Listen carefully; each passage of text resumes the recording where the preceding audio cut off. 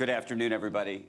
It is a privilege to be here. My name is Andrew Ross Sorkin of the New York Times and CNBC. We are live in high fidelity here to you, but this is going to be a conversation about the metaverse, where maybe we won't really be live in the future. Maybe we'll all be all together in the metaverse. But there are so many issues that the metaverse raises, opportunities it creates, and we're going to dig into all of them this afternoon together. And we have an amazing group of people here to talk about these issues of governance, of potential regulation, what those opportunities really look like, potentially even issues around inequality, and then we'll get into the innovation and tech side of it as well. Let me introduce who's here. Peggy Johnson's here, Chief Executive of Magic Leap. We have Omar Al-Olama. He is the Minister of State for Artificial Intelligence, Digital Economy, Remote Work Applications in the UAE. Chris Cox is the Chief Product Officer at Meta. They just changed their name to reflect this new world. And then Philip Rosedale is the co-founder of High Fidelity, but for the purposes of our conversation here today, he is the founder of Second Life, perhaps one of the original metaverses of sorts. To help level set where we are and what this conversation is really going to be about, and because I think the metaverse means a lot of different things to a lot of people, and I think we don't really know necessarily where we all are, I want to spend, if we could, only about 60 seconds, maybe 120 seconds, getting a sense from all of you about what the metaverse is, and to the extent you can add how you think it's going to impact our society. I would love to do that. And I'm going to start, if I could, with Chris Cox on this issue. Chris. Thanks, Andrew. I wanted to start just with a message of support and condolences to the victims of the shooting in Texas. To their families, to the affected community, and to the people of Texas. I know a lot of us are sending our hearts and condolences to them, so I wanted to start with that message. It's an important message. Thank you. Thank you. Metaverse, I at least think about it as the next chapter, the next evolution of the internet, except it's the part where it gets less flat. If you think about the primary metaphors for the internet to date have been about web pages and literally two-dimensional objects that we peer at through screens.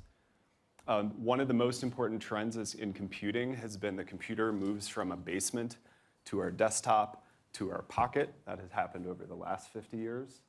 And we believe, I think we as an industry believe, that it ultimately gets closer to the senses, to the eyes, to the hands, to speech. And so keyboard input goes away, and peering at everything through a screen in our pockets eventually goes away. The metaverse is a way of describing the transition into three-dimensional environments. Why don't we go all the way down and we'll come back this way? Great. You know, for me, as someone who became an entrepreneur and I'm an engineer in 1994, for me, the metaverse was this idea really of a place that was somehow simulated on computers that were connected by the internet. So as a young entrepreneur, the dream that I had was, what would people do if we could create an enormous single landscape, that was perhaps the size of a city or something, and then let everybody come into that landscape and make things and build things. And so the beginning of the genesis of Second Life was very much this idea of dreaming of a single shared place that we would inhabit together as human beings and do things together. So that's what really started it off for me. And now we've got avatars and behaviors and psychology and groups and all these other wonderful things happening. But that place idea is what really captured me. Al-Olama? So if I look at it from a government perspective, the first thing that comes to mind is scale. So if you look at the Travis Scott example, the concert that he did in, I think it was Fortnite, 56 million people attended that. Yeah. It was a matter of scale. The biggest concert on earth is around 1 million people or 1 million and a few 100,000. You can definitely scale different goods and services to people across borders in a very seamless manner. That's the first thing. The second is, I think it's a new form of expression. We used to imagine text on screen. We used to imagine graphics. Now we can imagine new worlds. We can imagine new ways of giving these services. We can imagine a new, let's say, paradigm between the virtual and the physical, which is augmented reality. And I think we can create a bridge that we could never have imagined in the past. What do you think? Well, first of all, I have a bit of a reaction to the word metaverse, just having read Snow Crash by Neil Stephenson. That's a bit of a dystopian view that he had. But I think at its highest level, I would think of it as the seamless merging of our digital and physical worlds. And I think actually currently in the conversation across media and publicly, it seems to me a little limited because it seems to center just in virtual reality. But when that actually happens, a seamless integration of your digital and physical world, that really is, I think, the true promise of the metaverse. And I think that's realized in augmented reality when our heads are What does back that look up. like? Tell us what it feels like. And some people here, I'm sure, have used either a Magic Leap or an Oculus or worn a headset, and I'm sure many others have not. And so if there's a way to articulate it. Yeah. So I think they're very different.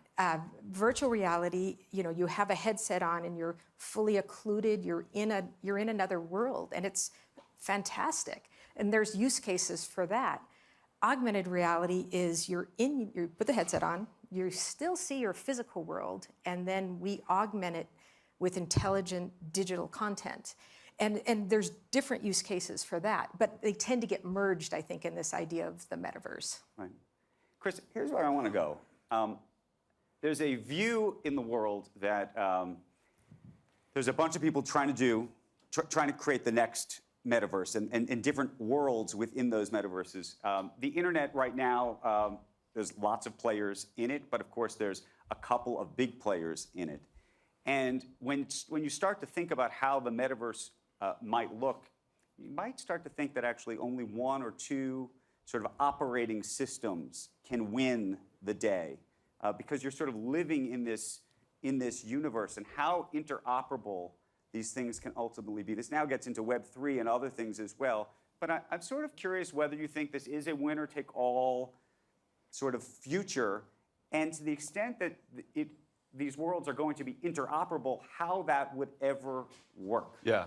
So first of all, I hope it's interoperable. We want it to be interoperable. If you think about the hyperlink just as a really brutalist, simple metaphor for the structure of portability that made the original internet work, was that I could click on a blue word and you will go from one service to another service. That was the structure that enabled Google, that enabled sort of the first generation of web services to build utility, was we had some agreement on what the primitives were of the internet. The primitives in the metaverse are going to be more complicated because travel, the equivalent of a hyperlink in the metaverse, is I can go from Second Life into a work meeting, and then I can go from there into an educational experience where I'm visiting the Coliseum, and then I can turn it all off, maybe, and be in an AR experience where I can just pull my messages up, or I can translate the person who's speaking a different language next to me. These are the kinds of things that I think we're all envisioning. You want them all to be interconnected, because from a user experience, that's just going to be a better experience. The first thing you want to do when you're in Beat Saber, which is one of our most popular applications, if you're playing with your friend, is leave and go somewhere else. Not leave because it's a bad experience, but leave because you get bored and you want to do something after it. The industry as a coalition is spending a lot of time starting to talk about standards. What are the standards for an avatar? What are the standards for travel between one space and the next? What are the standards around privacy, around encryption, around how things like report buttons will work? The report button is the key element to help somebody in an unsafe situation flag something about it. And how we manage those experiences as an industry are going to be some of the most important questions on how we build something that's safe, but also that provides lots of opportunity for developers. Philip, you've been at this for a long time. You think it's possible, all of these issues? Meaning that you can actually create an interoperable world, that I can be in one world, and maybe I've even bought a digital pair of Air Jordans, and I can still wear them to the next place, and then I can have my yacht club monkey. You know what I mean? Like, can I? Is all of this? I was like, you bought a yacht in the metaverse? No, I didn't buy it. Am I going to be able to? But I think this is the real question, which is how interoperable these things ever can really be. Well, I certainly think from a technical perspective, we can do everything here. I mean, between the various technology companies that are working on this now at such scale, we definitely can make anything we want technically happen. I think the question is, and if you're asking, can we have a form of interoperability, say an identity and moderation that is a stable, positive environment? I think that's certainly true. And an interesting fact about Second Life, though it's not experienced on headsets, it's experienced on screens. But an interesting fact about it is that it stands out as a remarkably positive experience overall for the people that are there. So strangely enough, and I don't want to brag and say we anticipated this ahead of time, but the experience that people actually do have in Second Life for the people that are there, which is a smaller group than the whole world, but it's 1 million people, is remarkably positive. People get along. They make new friends. They overcome divisive boundaries. So it's intriguing to note that technology is kind of neutral, but right now we're appropriately concerned with some of the negative impacts it's had. But I think the metaverse experience and the particular experience of bringing people together with the right shared rules, the right basic rules about how they can interact, does have the potential of bringing us all together worldwide in the way that we're doing it right here. Right. Hey, Peggy, do you think the World Economic Forum will live in the metaverse? Do you think we'll actually travel here a decade from now? And by the way, just give us even from a technological perspective, a timeline for which this conversation, which seems somewhat theoretical to people, is actually a reality? So a couple things. I do think we will replace some amount of travel with 3D meetings because, pre-pandemic, I would get on a plane and fly cross-country for a 2-hour meeting and then back again. And looking back at that now, it's like, why did we do that? Because we've proven we can do meetings, okay. But the issues that you would have really truly replacing a physical meeting is you want that empathy that you feel when you're sitting next to someone, you see their body movements, their gestures, their eye movements. Much of that can be done in a 3D meeting. So when we put devices on, in fact, we use this a lot, my management team, during COVID, we would wear the devices and call each other, and I would have a meeting. All my team would be there in my living room. And they were depicted, though, as generic avatars, because you need to have cameras on you. If you're going to depict Andrew Ross Sorkin, you're going to need to have a bunch of cameras on you so we can capture you in 3D. Well, we didn't have that, but we did know where people's eyes were. We have 4 cameras on our device looking at your eyes so that we know where to place the digital content. Right. But I then could see, if you were looking at me, I could see that. And there's a feeling you get when someone's looking at you, even in this augmented world. And if you walked around my living room and behind me, I could hear you. The spatial audio is awesome. And there's just an empathy that you get in a 3D meeting that isn't possible right now in our 2D video conferencing. So I think a fair amount of those meetings can be replaced. Let me ask you a governance question. Please. The internet is somewhat borderless, but is defined by regulations in every country. It gets more complicated, I think, in the metaverse, in that really, if it works the way it's supposed to work, it should be a borderless world, and I could be in New York, and you could be the UAE, and Philip could be in Hong Kong, and the question is, whose rules are supposed to apply? Chris mentioned this tragic shooting that just happened yesterday, and I was thinking actually of a fascinating, and I think actually very scary situation, which was 2 weeks ago up in Buffalo, New York. There was a shooting that was taken live on on Twitch, and then taken down. And a lot of the other social media companies took it down around the country in the United States. Yet there's a law in Texas, interestingly, that's supposed to be about free speech and censorship that says you actually have to leave it up. You'd actually have to leave up the video of the shooting, which is extraordinary. And so I imagine there's going to be different rules in different countries, in different states, and how you, as somebody who's a government actor, thinks about that in this new world. Absolutely. So there are different types of risks that we need to pay attention to. There are risks that need to be enforced by government, let's say financial transactions that happen in the real world for goods that you buy in the metaverse, like you mentioned, the Air Jordans or the monkey yacht that you talked about, or the bored ape. I call them monkeys, but that's an insult to the bored apes. So if you actually pay money for that and you don't get it in the metaverse, someone needs to enforce that action, right? So that's one type of issue that governments need to talk about and in some way, shape, or form come to an agreement of how that's going to be enforced. Then there is the more extreme aspect, which is terrorism, really terrorizing people on the metaverse, because the difference is, if I send you a text on WhatsApp, it's text, right? It might terrorize you, but to a certain degree, it will not create the memories that you will have PTSD from it. But if I come into the metaverse and it's a realistic world that we're talking about maybe in the future, and I actually murder you and you see it, it actually takes you to a certain extreme where you need to enforce it aggressively across the world because everyone agrees that certain things are unacceptable. There needs to be a conversation today at the level of the United Nations or the ITU or these non-governmental bodies where a certain standard is set. That standard is set on the internet to a large extent, where everyone agrees that the content on the internet is actually content that, for example, dark web content is illegal in many countries. Content that is not part of the dark web, that has nothing to do with drug trafficking, child pornography, etc., is acceptable. And we're able to use this common platform. I also think that there needs to be passporting between the different platforms or the different layers of the metaverse. So if Meta develops something and Magic Leap develops their own platform rather than the hardware and actual software that you live on, there has to be some sort of interoperability between them. And the person needs to be able to choose the content that they go between.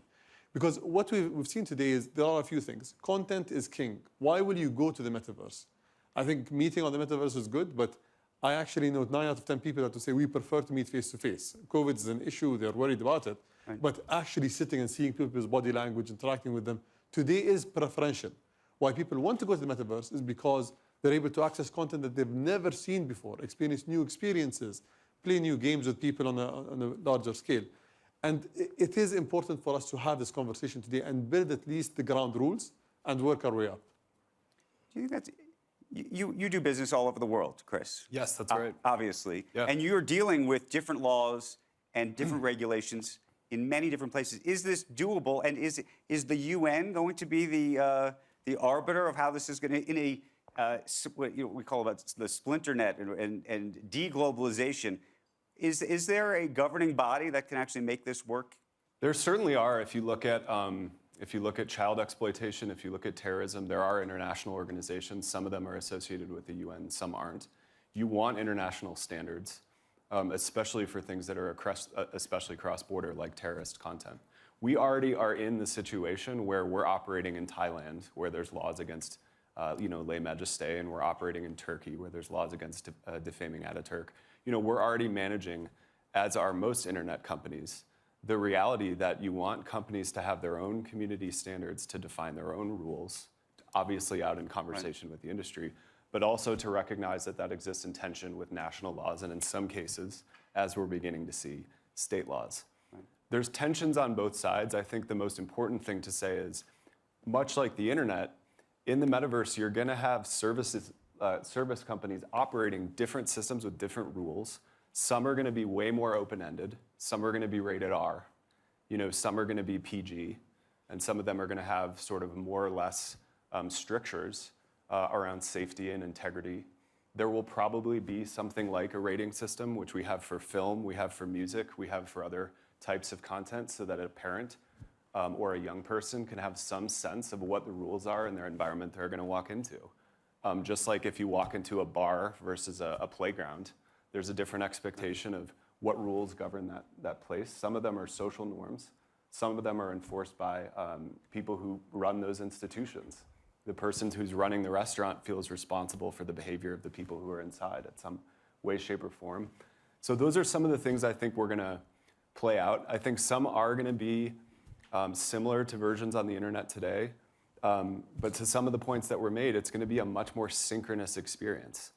So it's not all gonna be written down in text.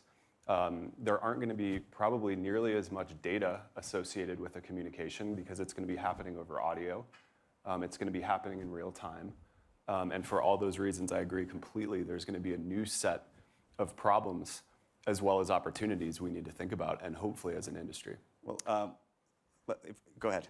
Oh, I was going to say, new set of problems. One thing that we're realizing is when you put on the device and you go to reach for something, your eyes go there first, and then your hand goes there. Yeah. Right. And when you have these different input modalities, you can start to guess what the human's going to do before they do it. And that's an area that we have to think about from a privacy situation. Yeah. I wanted to, go ahead.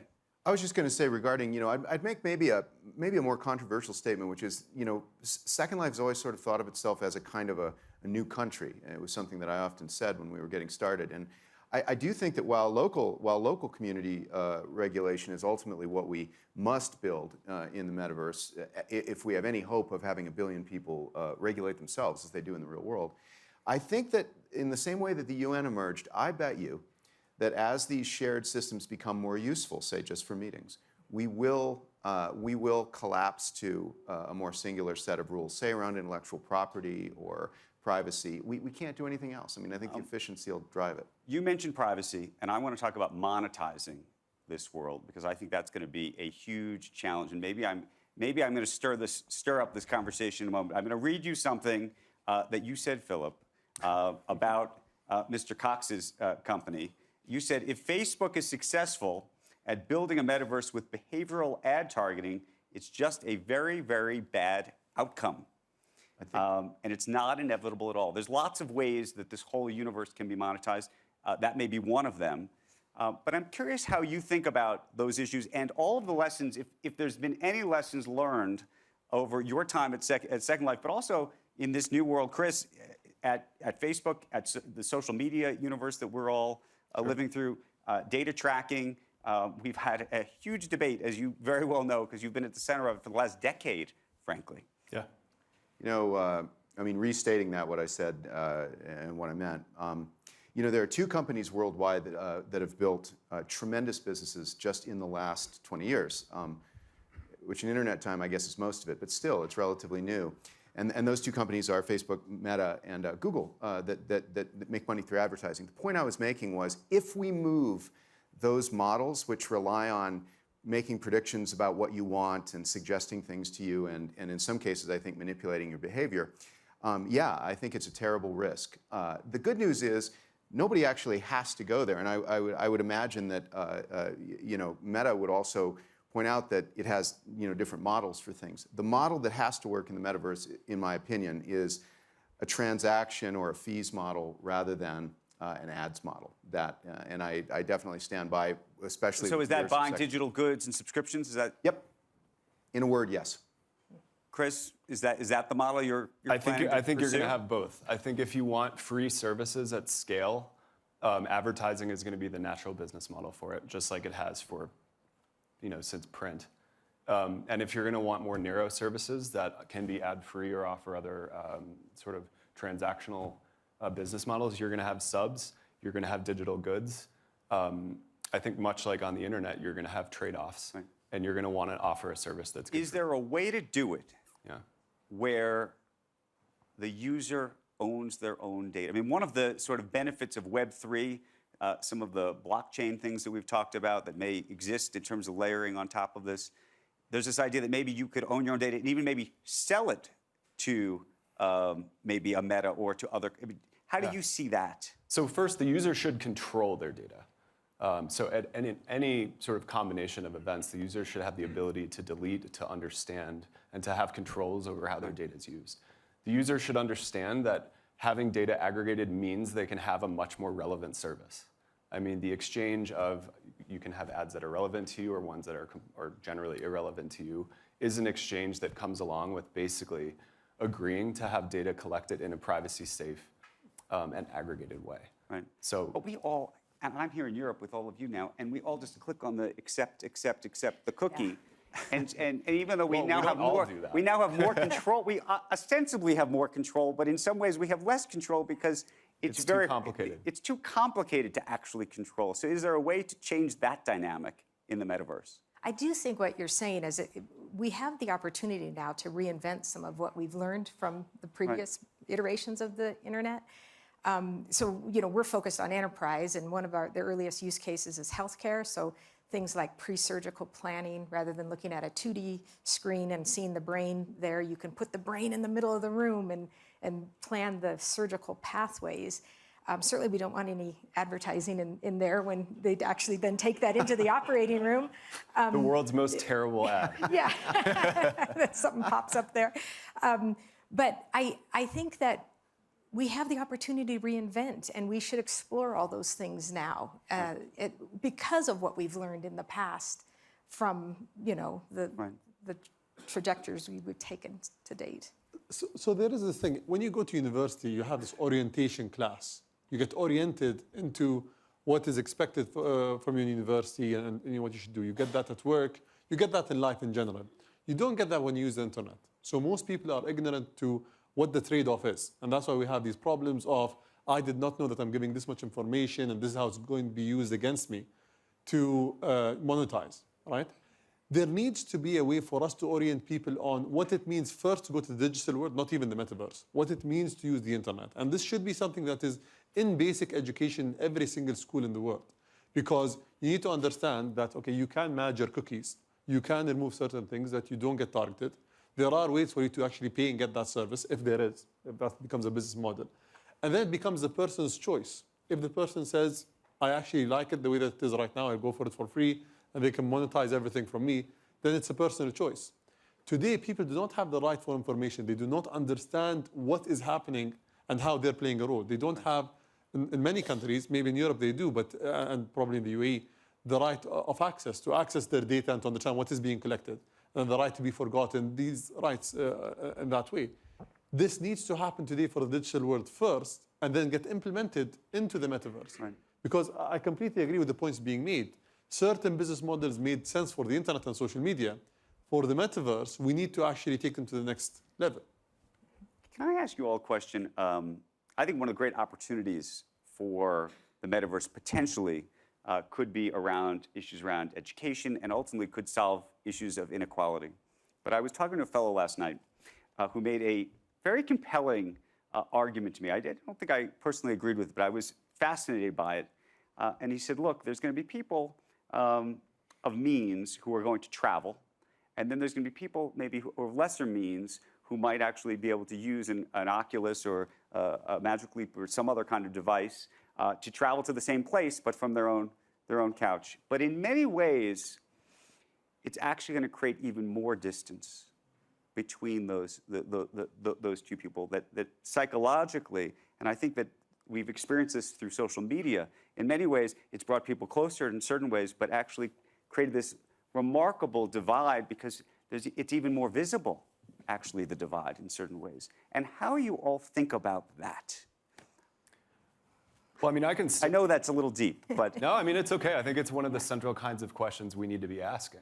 We need to be studying and we need to be understanding. I mean, at the core, I think good technologies help us feel closer. And the premise of the smartphone, the premise of the internet, at some level, at its absolute most sort of primitive level, is a democratizing force. It provides tools, it provides power for people. It especially provides tools for connection for people who cannot travel.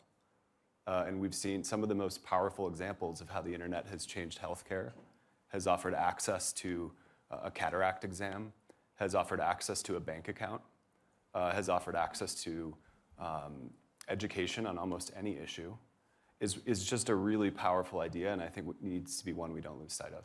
yeah.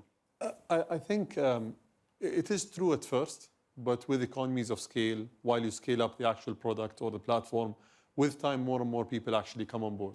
So ultimately, I don't think it's going to be a problem. Maybe in the beginning, the initial stages it will. But there are a few very high potentially positive impacts of this. The first is there's a statistic of 70% of what you read you forget within the first 2 minutes, right? It's because you don't actually experience that content. It's flat, you're reading it. Some people have better recall or better memory. Most people forget it. It's the same with video. If you can actually experience what you're learning, it sticks for much longer. And I think the same way that the internet unleashed a revolution of really improving human intelligence, democratizing knowledge, and today you have people building nuclear reactors in their backyards and they're 16 years old, in some cases, it's because the internet... Less sure about that one. No, it's true. There's a it is kid. true. Less sure that's a good thing is what I was saying. No, well, it just shows you the level of intelligence that people have agree today. completely. Like a 16-year-old kid has the level of intelligence of what a PhD in the 60s would take 20 years to study and achieve. So these things are positive, and I think that this will actually lead to a better future. There's also a lot more understanding that can be incorporated into the metaverse. There are people who have never traveled in their lives, in the US, in China, and India, and many countries. And they've never experienced seeing an Arab country, an African country, seeing an Asian. And to some level, there's ignorance there. I think in the metaverse, you can actually go and live in their houses, like in the metaverse, and see their cultures and be a lot more understanding. So these are the positives. There are also some things that need to be addressed, as you rightly said. How do we ensure that it becomes not a have and have not kind of future, but a future like the internet where everyone can get on board and benefit from the positive outcomes of the metaverse from the get-go? And how can we reduce the delta? The internet, the first people on the internet, I think they were 10 years ahead of everyone else. Today we're seeing people in India and in Africa going on board. How do we reduce that delta? So, I think that to just restate it, inequality in all its forms, specifically wealth inequality, is as grave a concern for us, I think, as climate change as we move forward. Second Life, for example, is a company that for a long time has been meeting as avatars, as you might imagine, for years, and we have people all over the world. And so we've had a lot of experience with this, getting together and having meetings as avatars rather than as Zoom. But I do think, as you say, an example of a grave challenge and danger that we now face is precisely this, that as we begin to travel again, we will separate into two classes, basically. Those with the means to travel and meet face-to-face, and those who are left behind on Zoom. And in hybrid meetings, a particular concern I have, those meetings we have with our teams where two or more people are in the room together and thus enjoy real eye contact and real intimacy, and everybody else is on the Zoom call. Think how bad that's going to be. We don't know it yet because in COVID, we were all on Zoom. Right. The CEO was on Zoom. Everybody was on Zoom. Now we're about to have half the people on Zoom. Philip, I have a different question, and this is something from your Second Life experience I'm very curious about. One of the things we've seen on social media is that people act one way in real life. When we're here, something I might say to you face-to-face, I wouldn't necessarily say to you, something I would say online, I might not say to you face-to-face. I think we're seeing this on Twitter, all sorts of social media platforms where people, and by the way, even Slack, inside people's companies, people will say stuff to each other digitally that they wouldn't say in person. And I'm curious what your experience with that has been in Second Life, and how do you think that manifests itself, if it will, in a much larger metaverse universe that we would all live in? A great example about that, way back in the beginning when Second Life started out, but we had a substantial number of people that were hanging around in there. We had precisely this experience where we had a text forum, something like Reddit or Slack, as we have today, and people would get in that forum, and just as you say, they would get very nasty with each other about what had happened in the world and why they were mad about it and why that person was terrible. And I would sometimes intervene in these things, and I would immediately go log on into Second Life and walk right up. Now, this is not with a headset. You don't need that for this experience. But if you walk up to somebody synchronously as an avatar and get within arm's length of them, as an avatar, and they see that, and you both see that, and you say to them, hey, I saw what you wrote in the forums. What's up? You're really upset. Every time the person as an avatar would say just what we would say face-to-face. I'm so sorry. I don't know what got into me.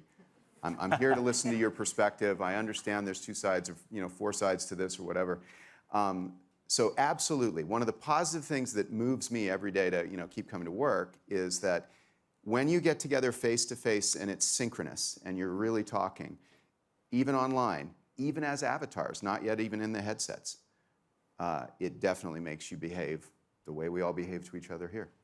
And is your sense that there will be people who will live under their own names, but possibly other people who will live anonymously as avatars? And how does that work? I don't know who wants to take that. Yeah, go ahead, Peggy. Well, that's interesting. Just given what's going on now with anonymous Twitter handles and things, I think it's going to be, particularly when we get to the point where there are cameras on you or you want to depict yourself that way, it's going to be as if I'm standing right next to you, and I'm going to have that same difficulty saying things to you, even if the virtual Andrew that I wouldn't have maybe if I was online. So the closer we get to replicating the physical world, we're going to feel that again. I feel it now when we have our meetings, just my internal meetings, and 2 of my team are over in the corner laughing about something. I'm like, what are you talking about over there? And, because I feel like they're there. What are you thinking about in terms of anonymous? Because this also has to do with democracies. I mean, some people would argue, the Arab Spring happened in part because there were people who could actually act anonymously, but as a group online. Sure. How does that work in the metaverse? So I think you'll have both systems. In the early internet, we had pseudonymity pretty much as the norm, pretty much everywhere. We can all remember the version of 2004 where you had your AOL handle, and that was how you used eBay. That was how you used, the early services, Reddit, Flickr, sort of the first version of events. I mean, the primary insight of the early Facebook experience was that your real name was required, and that was going to come with a completely different set of social norms, for all the same reasons that there's centuries of research that the more distant you are from your real name and your real face, you'll take on different behaviors. I think that's also good things in that. But as I said before, and I think as a lot of folks have said, having spaces with different rules is going to be very important, because you're going to get spaces where you want real identity as the norm. I think a business meeting is probably a good idea. We're all wearing our real name in front of us. And there's going to be some places where you want to let people explore other identities. If you look at Roblox right now, one of the most amazing examples, I think, of the metaverse already being here. If any of you have kids who play Roblox, you already have 100 million people using Roblox. Right. 2, it's on any screen. And so because of cloud rendering and other technologies, any phone or any PC, and I think this is part of the equality conversation, by the way, is that VR and AR will be devices you can use, but they also need to be accessible from any device, any smartphone with an internet connection. So to the core of the question, you're going to want pseudonymity. You're going to want it in certain contexts. For pseudonymous contexts, you want either a shared space, like we're doing something together, we're at the same concert, we're at the same comedy club, we're in the same church or mosque, or you want moderation. So you want somebody in that space who feels responsible for keeping track of what the rules are and who feels responsible for the behavior inside. But you don't think that it creates any disconnect? Meaning, if all of us, and I don't know if you think, I'll ask you the same question I asked Peggy before. Do you think that we could have a Davos, a World Economic Forum, that is completely in the metaverse, and that if everybody's just sitting on their couch all day long, all the time, how that changes just the personal dynamics that people ultimately have? There's going to be trade-offs. I mean, I can imagine a lot more people being here that didn't need to, burn a bunch of carbon flying planes and then expose ourselves without masks. I would kind of prefer that experience in some ways. But on the other hand, there's going to be personal interactions that are missed. And so I agree with Peggy. You're going to want some version of events where you didn't really need to go travel there, but you could have the interaction. It should bring on people who weren't able to travel. Right. But on the flip side, we don't want this replacing our real-life experiences. We have about 5 to 10 minutes left, and I do want to open it up for questions because I know there are people who probably have them. I see a hand up. I think there's some mics around the room, and we'll try to get to as many as we can in the limited time we have. Go ahead. Hello, and thank you very much. My name is Sharif, and I want to ask a question with regards to another session that I have attended earlier, focusing on upskilling. I think that the metaverse will definitely play an empirical role in addressing this challenge, because it was mentioned earlier that historically, one needed to upskill once every decade. However, more recently, it should be done once every 3 years. How do you think that the metaverse can help address this point? Peggy, this is what you're doing. This is exactly what we're doing. Like a plant. Yeah, thank you. Right now, we're finding that training inside the metaverse is much easier to understand if you can be actually in situ. So for instance, a factory worker, rather than bringing all the new factory workers together and putting them in a room and training them for 3 weeks and then sending them out onto the factory floor, you can actually, almost from day one, put someone in with a headset on, bring them up to a machine. You can, in their field of view, they can walk through how to maintain the machine, how to diagnose the problems, maybe call an expert in, either a live expert or someone who's retired who had tribal knowledge of that machine that may have been lost but now lives on in the metaverse for that factory worker. We're finding the companies that we've worked with are seeing about an 80% reduction in the amount of time it takes to productivity from a factory worker. So I think it's a super awesome way to upskill people in the metaverse. I think we got a question on this side. We're going to try to go very quick, so we're going to keep each question to 30 seconds so we can get around the room as quickly as we can. Yes, Bastian Schiro, I'm a member of parliament from Switzerland. Very quick question, also important for democracy. What we see in social platforms is that extreme people tend to stick together and stay together all the time. Now, if metaverse is super attractive, people spend the whole time in metaverse, isn't there the risk that they don't meet real other opinions and this extreme divide, no, or extreme groups and the divide of the society is reinforced? Or what can we do to avoid The this? issue of polarization. Who wants to take it? I'll take it first. I think there's two ways that we avoid that. The first way is that our virtual spaces, like the real world, need to have in-between spaces where we can meet in between groups. It's very difficult to become extremist when you are in a room containing a number of people who have different viewpoints. And so virtual worlds can bring lots of people together in one shared space. And by doing that, they can reduce the risk of extremist behavior. The second one, which we can argue on, is I think that some of the business models, like advertisement, unfortunately have at least cracks that are slipped through where we are amplifying these behaviors through suggesting essentially worse and worse forms of, or pushing people farther and farther into polarization. So no ads, and letting people share a single space rather than just be in a small room. Great, thank you for that. We have a question up front here. And then I'll come around to here and back there. Okay, Metaverse has three important dimensions. One is massively multiplayer co-creation. One is monetization with NFTs and manas and sounds and so on. And one is the whole notion of immersive experience and interactions. We commented the two latters. What about the first one? What about unleashing collective creativity? How will it take that to the next level compared to social media? I think when the common platform is established, then it will naturally become a massive millions of people online platform that they actually use. The challenge today is, so we're trying to solve two dilemmas. You have the hardware issue, so how do you actually create the hardware for the metaverse? And you have people trying to create the actual platform. So Facebook migrating from a social platform to a metaverse engine, all right? And what we're trying to currently do is, I think, first get the platform right, and then see how the hardware is going to complement it, because that's how it's going to work, in my opinion. I don't know what you think. Yeah, I would say that if you think about UGC video as one of the most important trends animating what you see on the internet today, UGC content was sort of what animated the first version. Part of what you see in Roblox, just as an example, or part of what you see in early versions of these world-building experiences, creating a world is actually just a really phenomenal kind of UGC that is just beginning to happen right now. Even the early versions of Second Life you were mentioning before were about world building. I think about my 7-year-old kid like playing with Legos and then inviting his friends to come see the world. It's like a very creative thing to build a universe and then to invite people into it. So part of what I'm tracking is what are the worlds that are getting built by creators.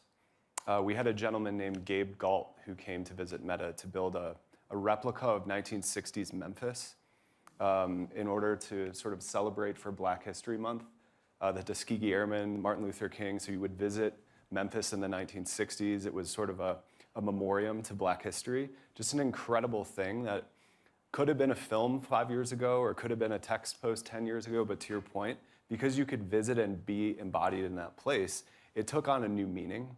So when we talk about creativity, I think we're talking about hundreds of millions of people or billions of people being able to create these environments and then invite others into them. And I think that touches on a lot of these themes.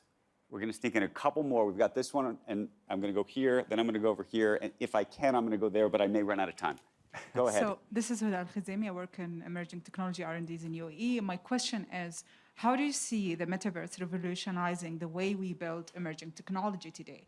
Because number one, we're basing this new model on a legacy system, and we need to be very careful because, for example, the right not to be analyzed, we don't have algorithms at the moment to prevent analysis if I choose as a user not to be analyzed. The right to be forgotten, we don't have actually algorithms that are built to forget you if you have a digital trace online. Plus, the fact that this technology is built on specific type of security parameters, cryptographic parameters, that if the next evolution, as we have seen today, there was a declaration from the IBM CEO saying within 2025 we will have quantum power. And if we have quantum power, it deems 70% of our security obsolete. So what would happen to the metaverse in this sense? So how can we change the development change of technology here? The way we develop technology for the metaverse, how can we change it? How would it impact the emerging technology norms that we are building, number one? And number two, how can you build a ripple effect? 40% of the world is disconnected. How can you build a technology where it creates a ripple effect, automatically connecting the rest of the 40% of the world? Sure. Because you're focusing on connecting the actually 60% who are Right. connected. Thanks. Let's get a view from Chris real quick and a view from our government official on the same issue. So first is, I think, to the question of how do we build something that's inclusive, I think part of what's so good about the way the metaverse is happening is we're in the very early stages and we're having the conversation at Davos. We're having the conversation among industry. The internet in some ways just happened, and we found ourselves in many cases scrambling to understand how to apply some of the safety standards we wanted. We hadn't figured out encryption when the internet was born. We hadn't figured out examples like the right to be forgotten. I think the good news for now is we're going in with at least the internet as a set of examples that we can use for better and for worse on how we solve some of the problems. To the question on connectivity, a lot of us, collectively are working on connectivity. There's going to need to be infrastructure that's not built yet, one. I think a number of the folks here and a number of the panels have focused on that infrastructure. But I think number two, we need to make sure that it doesn't require expensive hardware. There needs to be consumer experiences on phones. We're quickly getting to a world where most people are going to have a phone, where they can have access to the experiences so that we're not building a universe for expensive, sort of wealthy, sort of early adopters. I just want to add a few points here. Web 1.0, the level of knowledge and sophistication that we had about building this universe was very limited. It was like a yellow pages online on a screen, and there weren't any rules or very limited rules. And as we evolved, we actually found out that there are so many requirements that we have within Web 2.0 and today within this socially connected world that we need to enforce and actually put forward, like the right to be forgotten, the right of access, and so on and so forth. I think going into the metaverse, we are a lot more sophisticated about what the digital world needs, especially since we have precedents, right? Like Second Life, there are so many examples here that can help us actually understand what are the first founding blocks of the metaverse. That's the first thing. On emerging technologies, I really think that expression is going to be better in terms of expression of imagination, IP, and so on and so forth. So you'll be able to build things on the metaverse, even if you did not have a lab in the real world or the chemicals or the resources necessary to build them. And second, we can simulate a lot better. So I think that we will be able to really build faster in the metaverse and then deploy in the real world if it works. We have to leave the conversation there. We have gone over time. I want to tell you this was just so good. We could have kept going for a very, very long time. And I imagine that we will be doing this again at Davos next year, hopefully in person live, but maybe in some version of the metaverse as well. I want to thank you. I want to thank everybody here for a great conversation, for your questions. Thank you again. That was great.